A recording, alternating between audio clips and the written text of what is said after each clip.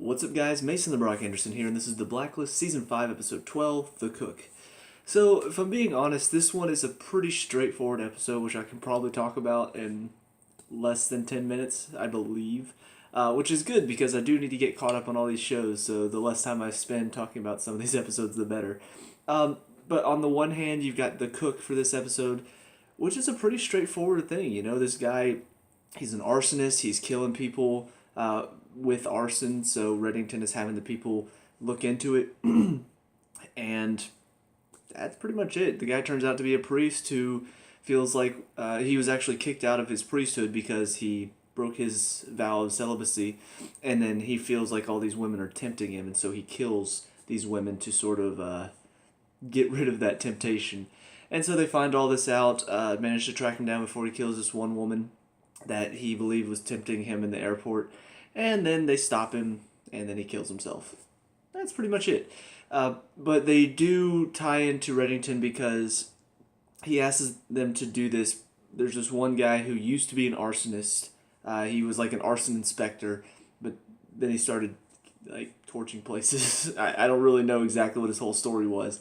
But basically, Reddington wants him to get out on parole for some reason. Apparently, there was some sort of fire that was important.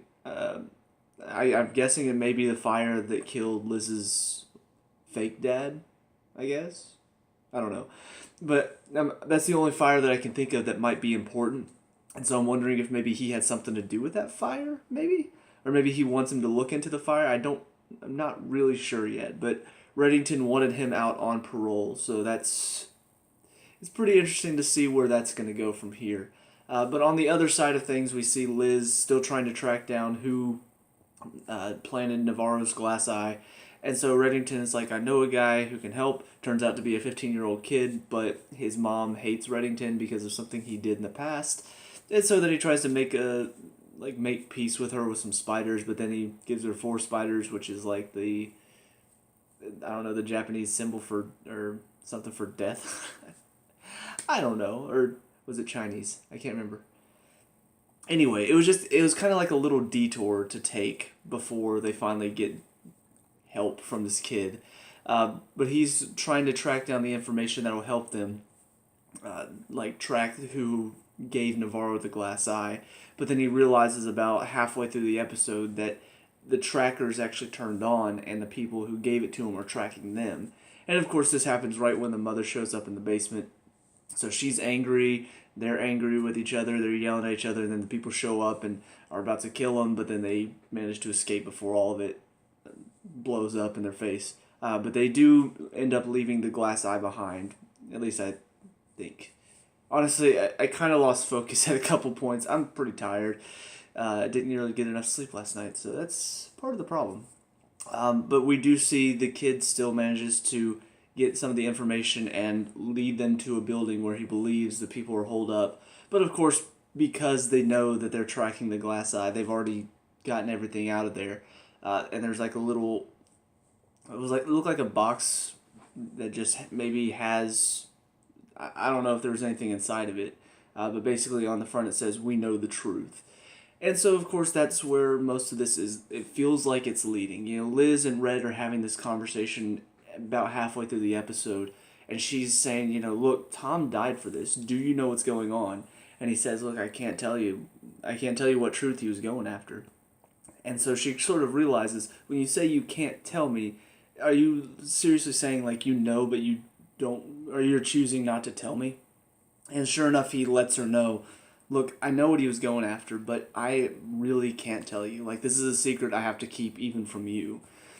So I'm not really sure where this is leading to, I'm still not entirely sure what the truth is. And I feel like this is a truth they have to tell us. I saw a comment on one of my past videos saying, they don't have to say what's inside the suitcase. There have been movies before that have not shown something special that was secret. But I feel like this is a major truth to this show. This is something that's going to sort of blow the truth of Reddington wide open. So I don't really know what to expect, and I don't really know where this is going to lead the show, but I feel like it's got to be something extremely important if Reddington can't even tell Liz about it. That is something that we've never really seen before. He's generally been at least mostly honest with her. There have been a few times where he's had to be vague about his answers to sort of keep her hidden from the truth because he doesn't want her to go down the path of crime that he has. But now that she's there, he's been honest with her for the most part. And so now to see there's something that he can't even tell her kind of makes me think that it's something big. It's something that sort of breaks the foundation of who we believe Reddington is. So maybe not. Maybe it's just going to be something silly where it's just like, oh, it's not really your father or whatever. Or no, it's your mother's remains. Or I don't know. I don't know what to expect, honestly. At times, I do sort of feel like a lot of these episodes sort of get dragged down in the fact that I know it's all building up slowly to get to this truth. And I do sometimes feel like they're playing that up a bit too much. You know, like all of these episodes, don't get me wrong, the different blacklisters they have can be pretty entertaining at times. You know, watching them track them down, sometimes it can get pretty intense. I mean, this guy was pretty messed up, just burning houses and people in it. I mean, that's something that's like, okay, yeah, we need to stop this guy. And his story was interesting enough. But everything to do with Reddington and Liz and all that stuff, sometimes it just sort of feels like I'm just biding my time waiting until we get to a certain point in the season where it's like, oh, now it's all revealed. And I just feel like every episode in between that sort of loses its meaning when I know that. When I know, oh, I just gotta wait for them to reveal what's going on. Now, with that being said, one of the things that's been really keeping that stuff interesting is the fact that Liz is kind of going down a dark path. You know, we've seen her do some very crazy things, killing people, using the stew maker's recipe to completely erode a guy's body. I mean, that part of it has been interesting, but in this episode, she doesn't really do anything like that. You know, they just track down the eye. She has some conversations with Reddington where he's like, I can't tell you the truth. And that's all it really leads to in this episode. So it didn't really progress anything. Yes, they did manage to track down a bit of information, but for the most part, it just kind of stayed where it was before. There is a conversation at the end, though, where she's talking to Reddington saying, you know, I realize I need your help to track down Tom's killers, but I don't know if I can trust you to do it.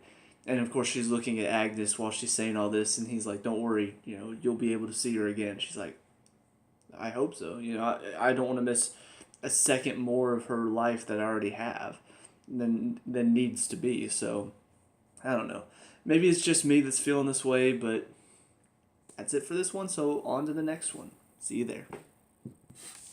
Now on to episode 13, The Invisible Hand. So this one, similar to the last one, pretty straightforward for all of its stories, which is actually pretty surprising considering there are actually 3 different stories going on in this one. But let's get right into it. So first of all, the main story for this one about the Invisible Hand is this group of high school friends that lost their parents because some people did some bad things, and so they wanted revenge and then went on killing a bunch of other people as well.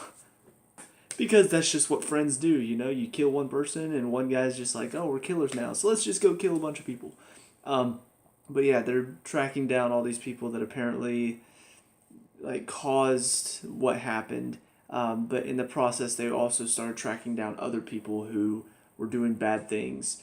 And so that's their whole story.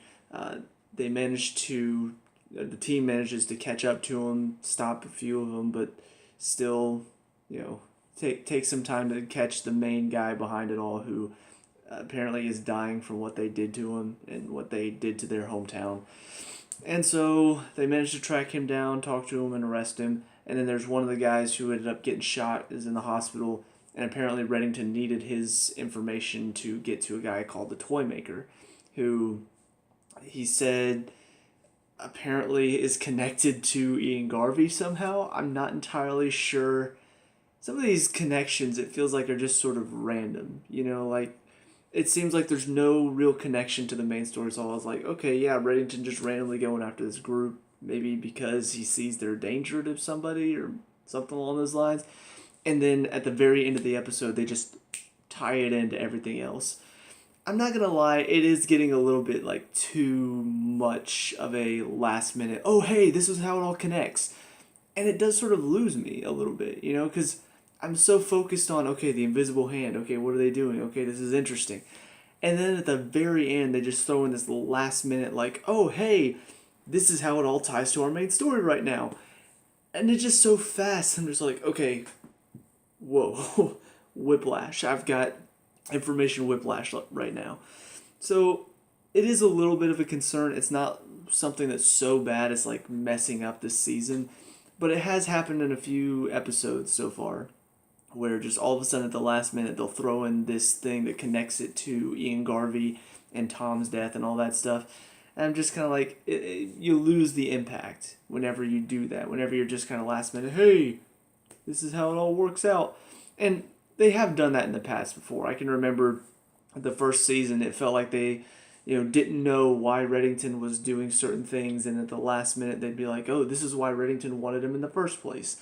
But it feels like this season the connections are a lot more thin, I guess is the best word for it. It doesn't feel like it's all building up to something. It feels like they're just sort of random how they're going about this. There's no plan in place for Reddington. It's just kind of like, oh yeah, here's this one group and it just happens to connect to this one thing. The surveillance equipment that this guy, the toy maker, made, and he also made it for some other people that are responsible for Tom's death, and that's how it all works out in the end. So that is a little bit of a problem. But we do see in this one, the toy maker reveals that the guy, whoever he made it for, is a cop. And ultimately we see at the end the black cop that's been sort of hounding Elizabeth for so long. I don't remember his name. I assume I'll remember it at some point. He's just kind of been thrown in there as sort of an antagonist for Elizabeth, though. Like, he suspects her of killing Navarro, but doesn't really have the proof for it. But he's just so focused on her, he's not looking anywhere else. It's kind of one of those weird things, sort of like the guy from last season, the random cop that popped up out of nowhere that was friends with Wrestler. Just sort of random, but all of a sudden he's just so dead set on tracking down Reddington that it just sort of, I don't know, he works out as an antagonist, but it feels sort of, random is too easy a word. It's more like it's forced, in my opinion. It's just a line of plot that the writers came up with. They're like, okay, so we need some other antagonist to sort of make it difficult for our main heroes, so let's throw in this random cop that's obsessed and just wants to track down this one person and will stop at nothing and won't look anywhere else. They're just dead set on this one person. That's what this guy feels like. He feels like that type of character that is only thrown in there just to cause Elizabeth some problems. But we do see a little bit of a connection because he calls Ian Garvey at the end. And I guess Garvey may be his chief, or I don't know, the person he answers to. And he's talking to him about, I believe Keene is the one that killed Navarro. I don't have any proof. And Garvey's just like, okay, you stay on Keene. I'll handle the rest of this. And then pulls back his shirt to show the audience, hey guys, look, I've got a badge. Because there's no other reason for him to pull back his jacket like that in the context of the situation. It just kind of made me go, really? You couldn't just show him walking into an office and it's got his name on it and it, deputy commissioner or something along those lines. No, I've got to pull back my jacket and show my badge off. Come on, that was stupid.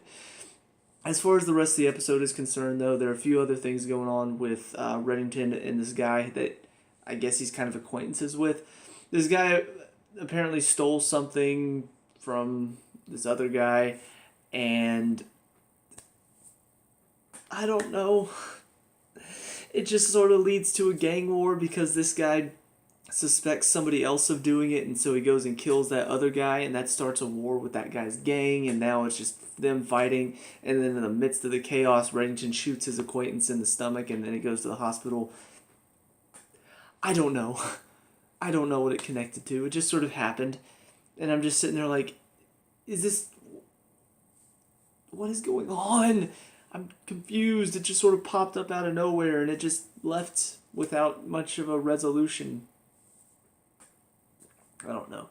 Maybe it'll come back later, maybe not. That part did leave me confused, though. I was kind of like, what? Who is that guy? Why is he here? Why did he get shot? Why did Reddington shoot him? Why is he in the hospital? What surgery? What surgery are you talking about? I know they were having some long conversation at the beginning of the episode where the guy was sort of explaining what was going on, with his life and why he stole this stuff. But it just got so long-winded and the guy was just sort of rushing through it that I just sort of got lost and I stopped following the conversation at all. So anyway, yeah, that was pretty random and didn't really grip me as much as it should have. But then the other thing that did sort of catch me off guard a little bit, Elizabeth once again trying to find out more about Tom's killers and all the people involved, and it leads her to Reddington's father, who she found out his Russian name, and he obviously denied the fact that he was that guy. But yeah, she's talking to him, and he's saying, oh yeah, so what's going on? No, wait, not Reddington's father. I think Katerina's father. I can't remember now. The episode happened so long ago, I can't remember whose father he is now. But I do know that Elizabeth is his granddaughter. But he's talking to her and just hiding who he is. And just like, oh yeah, I knew a lot of Russian operatives and all this stuff. So yeah, it's pretty interesting to see them connect. And of course he calls Reddington to tell him, look, Elizabeth tracked me down. I didn't say anything to her about who I am, who you are. But it was difficult to see my granddaughter after all these years and not be able to say anything to her at all. So I'll be curious to see how he ties in later, if he gets any more involved than he is now. But yeah, I like that little bit of conversation between the two of them, and just, I don't know, he's a good actor, because you could see he was doing a very good job of portraying that sort of, like, he wants to say something, but he's hiding his emotions very well. He's got a very good poker face. I don't know, there was a very good scene between him and Elizabeth, so I'll be curious to see how he ties in later on down the line. But that's about it for their side of the story. But yeah, I mean, it's still good, it's still enjoyable, but it's getting pretty complex as far as the storyline is concerned, to the point where it's almost confusing at certain points. And then you start throwing in random stuff like Reddington's acquaintance that sort of pops up out of nowhere. All of a sudden you add that in and it just sort of messes up the entire... It's like, okay, let's just take a break from the main plot, which was running along pretty smoothly, and now we got to cut over to this random thing that doesn't connect to anything else. And now all of a sudden I'm just kind of lost. I'm like, wait a minute, what are we doing here? Why are we here? So maybe things will start to get explained as we get further down the line, but for now it kind of feels like they're rushing too many things. It feels like they're sort of connecting things last minute instead of really explaining to us why this is all being connected together. It just feels like there's a lot of random things that they're trying to connect in a way that doesn't really feel like it's connecting very well. It's not bad. It's just not exactly hitting home with me. It feels like I'm kind of lost when I'm watching it. And I really haven't felt that way about this show before. So maybe it'll get better. That's about it for this episode, though. So one more, and I'll be done. See you there. And last up, episode 14, Mr. Raleigh Sinclair III. So, kind of playing into some of my grievances from the past couple episodes. This one, once again, the main story isn't that bad. Overall, it's not that bad, but there are just some issues that I'm having with this Blacklist. Very interesting story, don't get me wrong, but I don't see how it connects to anything. Even the one lady that Reddington is doing this for, there's no real connection, at least from what I could tell, to our overall story. He does end up getting like this list of all these people who hired this guy who they call him the alibi, and he very interestingly finds somebody who looks similar to the people he's that are hiring him. And so what he does is he makes them look exactly like them. He has them build up like a routine that they do every day. And so he has this double go on that routine on the day that they want to murder whoever. And so they have a completely viable alibi because people see them. And that's interesting. It's a very interesting concept of getting somebody to be a double for somebody else and give them an alibi for a murder. That is an interesting concept. However, it doesn't really tie into anything. There's this one lady that says she can help him find the alibi, and I don't know, maybe somebody on this list, maybe it's going to connect later on down the line. But as far as I can tell, it doesn't really connect to our main story at all. It's just, this is what they're doing for this episode. And that's not necessarily a bad thing, except for the fact that I kind of expect it to be connected. I expect everything that Reddington does to be connected. And so to have him do something random kind of makes me feel like there is no plan. It's just sort of, oh, I just happened to realize that this one set of people, from the last episode, the Invisible Hand, hey, they just happen to know somebody that I can use to get closer to the guy I'm trying to track down, just out of nowhere. First season, it felt like there was a plan set in place that he used the FBI task force to track down each of these people. Piece by piece, it was almost like watching a game of chess play out. He's using these people to get closer to somebody he's trying to track down because he's, against them. And I really enjoyed that. I enjoyed the story of it. I haven't really felt that since then. It hasn't really felt like he's got a plan in place that, okay, this is what he's doing. He's doing this, he's tracking down this blacklister, then this blacklister. It doesn't really feel like that's what's going on. It just kind of feels like random. There's this one set of people that just killed somebody, or there's this one blacklister that just killed someone that I need right now. So, what perfect timing. I need them to track him down. It's just too coincidental, that he's tracking down these blacklisters or having them track them down right exactly when he needs them because they just happen to pop up this one moment. I prefer that there's a plan going on where he realizes that, okay, to track down this blacklister, I need to get to this blacklister who will lead me to this blacklister. I feel like there's a flowing narrative going on instead of just random bits and pieces picked out from side to side.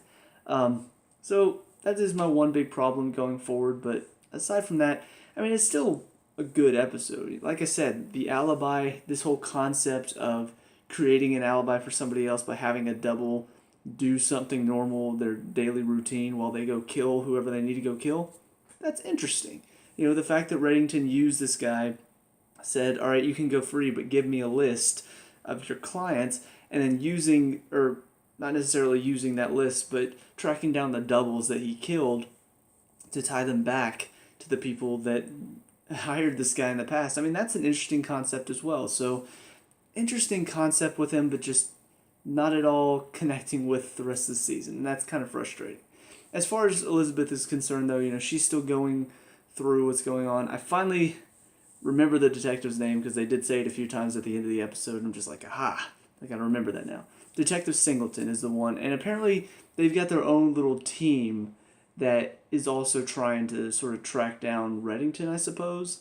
But he's talking to Ian Garvey and these other guys that they're working with, talking to them, and they're just like, let's get Keen, let's bring her in, and he's just like, we gotta, track her down, and then maybe we can use her to find Reddington or something along those lines. It sounds like Singleton isn't a part of this overall group that wants to track down Reddington, I guess. He really is like a good cop trying to get to the bottom of the crime, and then he sort of realizes, hey, wait a minute, maybe she wants what I want. And maybe we're not on opposite sides. Maybe we're on the same side. And maybe somebody I'm working with is actually the bad guy here. So he sort of realizes all of this, goes into her apartment again, and then she decides to tell him about the task force, which I guess the rest of his team is going to be really excited about that, I suppose. I don't really know what their story is. I don't know why they're all working with Ian Garvey or why he's so dead set against Reddington, why he wants to find his secret or do all of this stuff. I don't know. They still haven't really explained that yet, and I'm hoping they do get to that sometime soon. Just because, it is kind of interesting to see why this guy is so dead set against Reddington, why he's killing people and tracking down all this information. Why did he have all these criminals working for him if he's actually a cop? How did that work out? So all these little things that haven't really been explained, they're kind of vague. They're keeping it a little bit in mystery. I'm hoping they're keeping it in mystery because they're going to explain it later. And not just, oh, you guys should just understand. He's a cop and he wants Reddington locked up. And that's all there is to it. No, cops don't do that. Cops do not have criminal organizations working for them and track down people that are supposedly innocent, just happen to have a case, and then kill people and put them through a wood chipper. That's not normal cop stuff, So, something that I hope will get explained later on, but for right now, I'm going to sit on it and wait and see what happens. But ultimately, at the end of the episode, we do see Singleton does get to see the bunker and gets to see the task force and everything that they've got going on down there. And so now he's kind of in the loop. Aside from that, we see Liz trying to get reinstated. She has to go through some therapy, and this lady is trying to figure out more about her, and so Liz ends up getting Reddington to talk to her. And of course, this woman's like, I despise you. You're a horrible person. You've killed so many people. No duh. Um, so, I don't know. It's just kind of like one of those moments where it feels like she's saying all this stuff to try to convince us, the audience, that, oh, she's not going to reinstate Liz because Red is her father. But ultimately, Liz does sort of go back to her and just like, look, you're a very blunt person. I can respect that. But here's the fact of the matter. You're trying to push me, but I want to do this. I want to get reinstated because I need to track down my husband's killers. That's why I'm doing this. And just because Reddington's my father, that doesn't mean you should judge me based off of that. And, very good speech. But at the same time, she still admits the fact that, Red is her father, and she's had to sort of deal with some of these emotions that come with that, and the fact that a criminal as her father does sort of lend its way to, she's had a mindset of vengeance for a little while now, but she wants to do it the right way, and she needs the FBI's help to do it. So there's no real resolution there, she just gives her a little bit of a speech at the end. I assume by the next episode we'll see whether or not she actually gets reinstated, but it does sort of feel like she gained the upper hand in that conversation. Possibly. This woman may be just so hard set to not reinstate her that it's going to take something like Cooper stepping in and be like, oh no, you have to reinstate her now.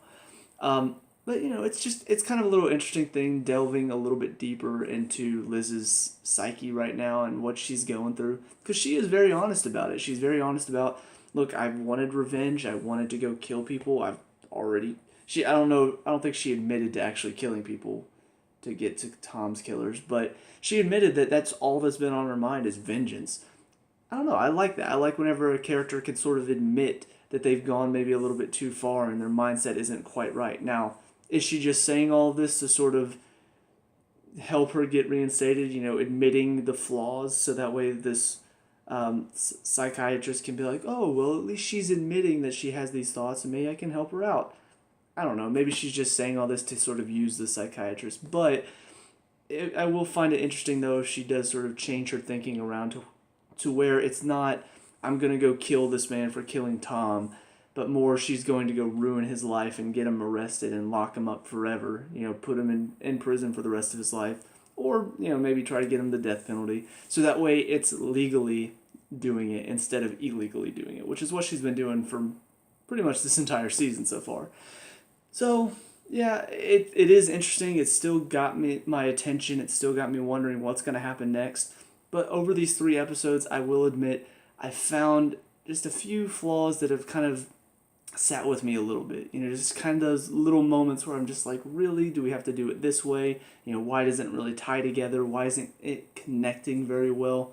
And why do we have to sort of throw in random elements into what should feel like a flowing narrative, which has felt like a flowing narrative for most of the season. It feels like ever since we've come back from Tom's death and Liz has come back to the team, it almost feels like they've sort of gone back to, okay, we're going to tackle this blacklister by blacklister instead of telling us a good flowing story throughout.